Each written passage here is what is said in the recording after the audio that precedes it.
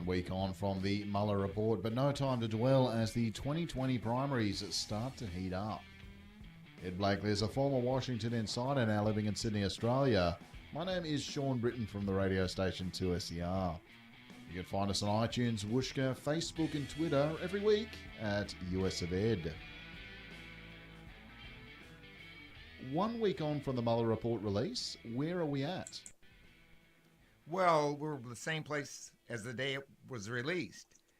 Everyone's arguing over what it says. It's a bit like the Bible. We have different interpretations depending on what religion you're in. And those people who literally say he's guilty, and those people who have a broad interpretation of it say, well, he might have been guilty, but there was no crime, so he's not guilty. Until you can pin him for the actual crime, there's no guilt. So I think the Bible and the Mueller report will be on the same shelf. Last week you said you hope Democrats don't spend a lot of time on this one. Impeachment definitely seems to be off the table and it's not a vote winner.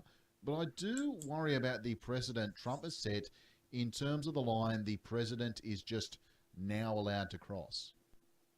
Well, the president thinks he's not vulnerable anymore, that he'll get away with all this stuff he's been doing and more. He has to be very careful here because his base out among the people is strong, but his base in the Congress, that's both the Senate and the House, is weakening. People don't want to see the democracy torn to pieces, so he has to tread very, very carefully here. Moreover, he needs to be president because of all the other crimes he's accused of that are state crimes. This story is not over. As you know, he's going to court to protect his tax returns. If he won that, every American would win it. Oh, I'm under audit, so therefore nobody can see my tax returns, not even a bank or anything else. It's ridiculous on its face, but it's also an affront to the democratic process, which says the Congress has a legitimate right to see anyone's tax return. They didn't have to have a reason for it. The law is very specific in this case, and the president is not exempt. Again, interesting precedents. In the news this week, the Sri Lanka attacks, death toll over 350, Islamic State claiming responsibility, which would make it one of the worst attacks carried out by the group outside Iraq and Syria, and a sign that they are far from over with. What do you make of it, Ed? Well, we said several weeks ago that these attacks would start up outside of Syria now because the Syrian battle is over. So there are still plenty of weapons in the hands of the ex-combatants and their followers, and they're going to use them around the world. Christchurch is one of the rationales they're using, but you can be sure that the ISIS tragedy is not over yet, and there'll be a major attack probably in the United States and maybe one here in Australia. As you say, Christchurch, one of the reasonings, if you can give any kind of reasonings behind the Sri Lanka attacks, which would really give what the very worst voices on both sides, if we can call sides in this, what both sides are saying they want, a clash of religions, a clash of civilizations.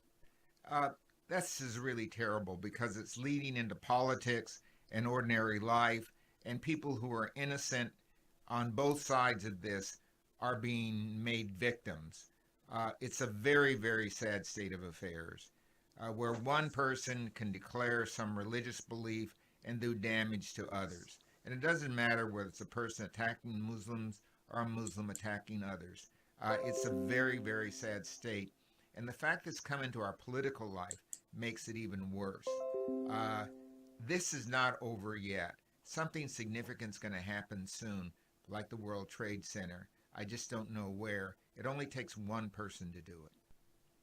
North Korea, a win for Vladimir Putin, it would seem, after Trump couldn't close a deal with Kim Jong-un earlier this year. Putin has been courting the North Korean leader, it would seem, in Vladivostok. Well, Uh, it's quite the reverse. North Korean leader has been courting Putin. He's always wanted to go to Russia, and he feels that the Russians were, of course, his early allies during the Korean War, and that alliance started falling apart under Gorbachev, and he wants to reestablish it. What the Russians can get out of this is uncertain. They are among the people who are imposing sanctions, and there's no indication that they're going to withdraw those sanctions. So it's not clear what we're going to get out of this. The Russians want him to get his nuclear stuff under control. Maybe not denuclearize, but certainly make sure no missiles are going to go off that might even hit parts of Russia. So it's a dicey game for Putin. He has to come up with something that reassures the North Koreans, much as the Chinese are doing, but at the same time does not let them think they're going to be used as part of an army against the West. That's not good for China. It's not good for Russia. It's not good for anybody. Staying with the news, but back on, American soil, the opioid crisis, federal prosecutors trying something new and filing criminal charges against a major drug distributor and two of its former executives this week. What do you think of this as an approach to tackling the abuse of painkillers killing so many Americans? Well, first, let's look at why are Americans taking the painkillers. The painkillers are a substitute for taking drugs.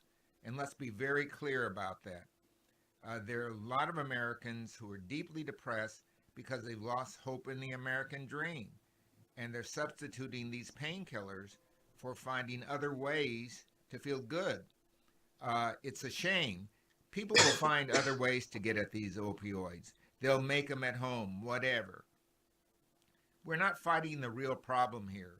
There's a deeper psychological problem that's ailing the American spirit. And racism and so forth, all these counterattacks, blacks and whites and Muslims and Christians and so forth, make it even more depressing. So we have a depressed America. The opioids are a symptom of this. I'm glad this action was taken, though. It means the easy target of getting this may be behind us. But this game is far from over. And it's the economy, stupid. This week, the stock market hitting record highs, something Donald Trump is quick to take credit for. Ed, what's happening? Well, the stock market is going higher primarily because he stopped fooling around with trade. Trade was depressing the market, and the markets have loosened. The United States is still a very big trading nation, including manufactured products.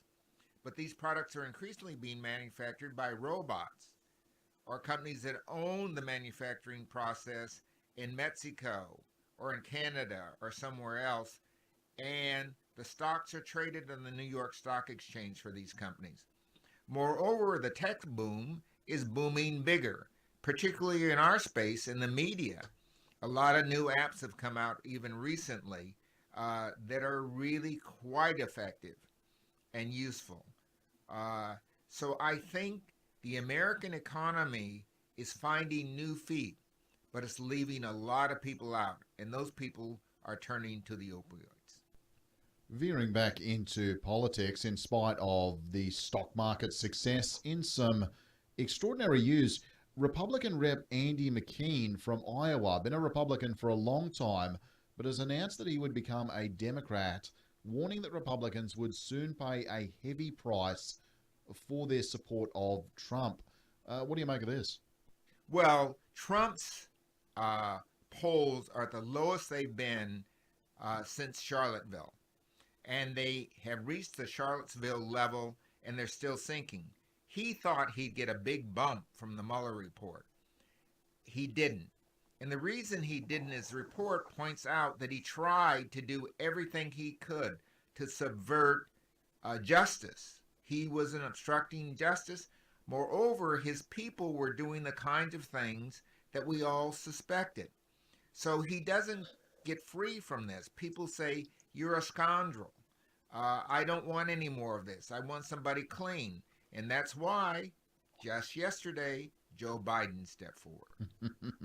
Yeah, exactly what we were getting to next. The man you've been calling the Democratic frontrunner long before he admitted he was entering the race, Joe Biden, officially stepping in. What do you make of his timing? Well, it's good to have somebody my age at the presidency. We can all these young people have been stuffing it up. Now we're getting someone with a little bit of gray hair and capacity. What Joe Biden is clean skin, and he's a beer drinker. So Joe Biden is kind of a what you might call a dressed up Trump, a person with good manners, good vocabulary, but still one of the boys. And that's what you need in Ohio, Indiana, Pennsylvania, and Michigan. You need someone who feels like Pop, who's really concerned about you, who's going to bring back those jobs, and has shown real interest in your community because he's from that community. He's not a rich guy. He came from an average community. His kids served in the wars. So Joe Biden is really the American Joe. And I just want to illuminate on that point because I think there is something he kind of said as he was entering the race that kind of illuminated that point a little bit as well. He's made it a point of noting that he's come into the race with $0 in the war chest. Is he trying to play the underdog? I mean, what's this meant to convince us of?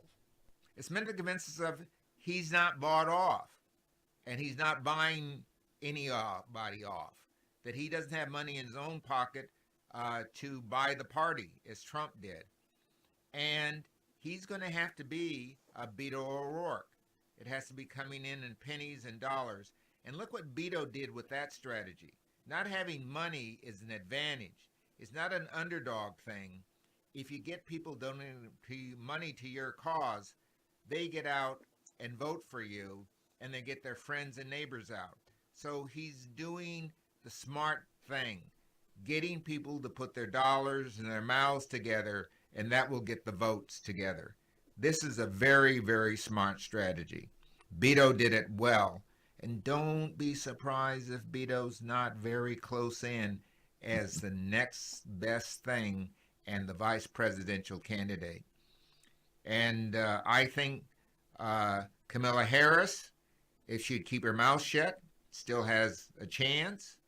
And the senator from New York, Gillibrand, she has a chance. The vice president's probably going to be a woman. But don't count out Beto O'Rourke.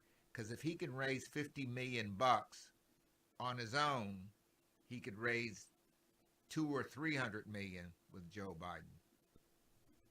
US of Ed is produced in the studios of 2SER in Sydney. Help support the work we do by going to 2ser.com/support.